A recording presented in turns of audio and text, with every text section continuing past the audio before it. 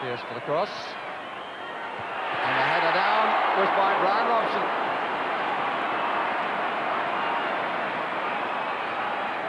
Captaining England for the 64th time and making a typical run, not being picked up, maybe a little disappointed.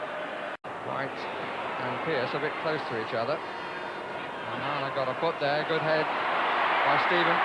Stephen again, and again, good try. Everything that he's done has been progressive so far, always looking for the opening.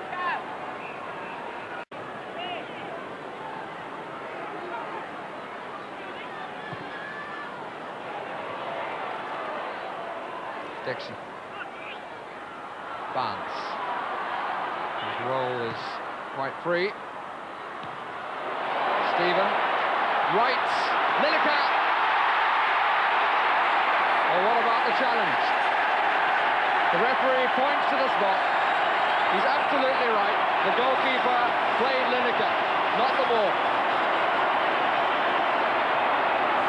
So, as they say, this is where we came in.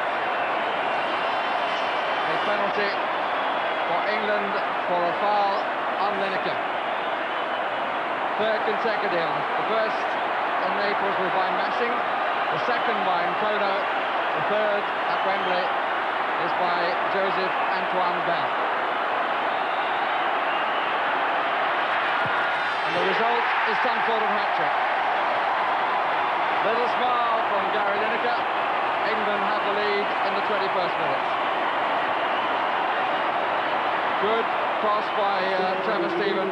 Beautiful climb by Wright. Lineker took on the goalkeeper and the defender. The goalkeeper played him. The referee absolutely correct to point to the spot. And this is how it all finished. Pretty straight again. And Nkono might have told him about that. England, for the record, took the lead 4 minutes earlier than they did in Naples. 21st to 25th. Back again to Gascoigne, yes. And here's Wright. It's a corner.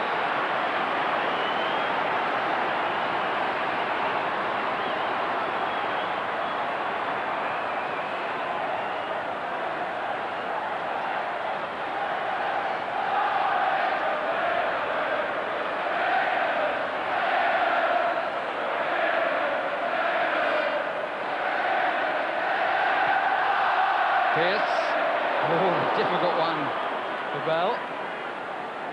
And he looks a good goalkeeper.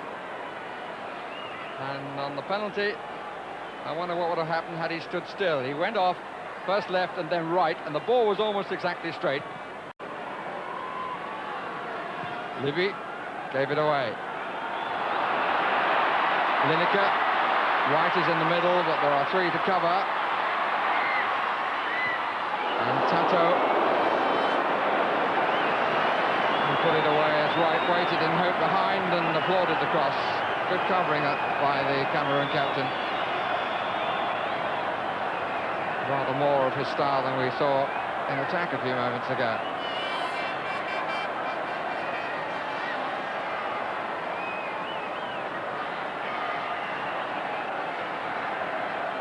Corner kick being watched by the England goalkeeper standing in the centre circle. And it got a back flick. And Lineker and Wright went together, and Lineker is the scorer. It's his second. The goal in the 62nd minute. Had so many men over. Got a back flick from Wright, and it was the right foot of Lineker. Lineker, Hodge to his right, Stevie Hodge! Play on, says the referee.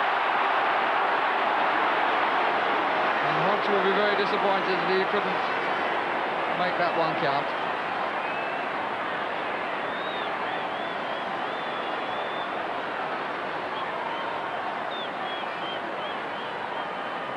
Again, it was a good link-up between Gary Lineker, Ian Wright playing it to Lineker, who flicked it to Hodge. And that's Barnes, And a good stop by Bell. Yes, it was a nice little attack. And Hodge wanting to make sure at the first touch he was challenged from the other side.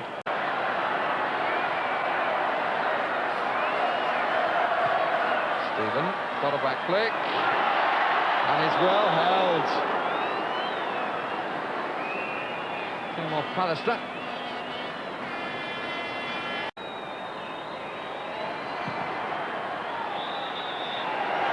Two nothing to England it is on a bitterly cold night. Two more goals for Gary Lineker, as was the case on a warm night and a more important occasion in Naples. Takes his England total now to 39, puts him just 10 behind Bobby Charlton. 2-0, another victory for Graham Taylor's England. Graham, your verdict on the evening? Well, I mean, it was a comprehensive win for us, wasn't it?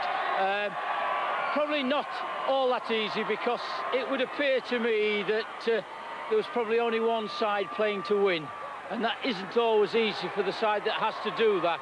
And so, all in all, I'm pleased that we've got the international feel back again, and it was a comprehensive win. There's no doubt about that. Frankly, were you disappointed with Cameroon?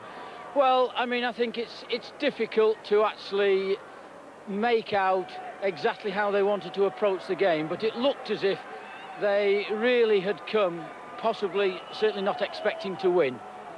You're being very polite. I always am polite, aren't I? Were there any lessons there for England then? Oh, there's lessons all of the time that we're looking, in as much that it sounds a strange thing to say to people, but you can sometimes have too much possession and not do enough with it. And certainly in the first half, the amount of possession that we had and were allowed to have, we didn't turn it into working the opposition penalty box enough. But at times it is difficult, because basically, I mean, they just drop back into their own half of the field. Unless you move the ball that little bit quicker, then it is difficult to open them up. Early on in the game, they wasted a lot of time. They knock it back to the goalkeeper and get very frustrating.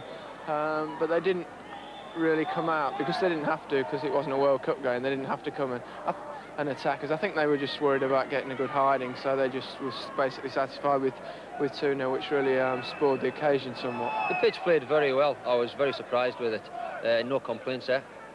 88 caps. The ambition's still there for the 100. Yes, well, hopefully, you know, I've played well enough tonight for the boss just to consider me again. And the Irish next month? I'm sure that'll be a different type of game. They certainly won't play that way. And I think we owe them one. 2-0, best we could hope for on a night like this. And Jimmy Hill, Terry Venables, you clearly have a bit of sympathy for the players tonight. When you feel such a fool without gloves, everyone's got them, haven't they? It is the fashion tonight. We left the studio door open, I'm afraid. Infectious, aren't they, these fashions? Now, normally, There's always gloves off. the gloves are off between you As two, always. normally. Jimmy, conditions really dictated the quality of that match tonight. Yes, the cold, but I must say that pitch was exceptionally good in the circumstances. It was a pitch on which you could play football. Those that we see coming up might not be quite as good. Yeah. But I don't think anybody made a great reputation tonight, but I don't think anybody lost one either. So a satisfactory result. We would have loved to have seen the Cameroons, as Graham Taylor said, have a go at England's goal, and then you get a proper game of football.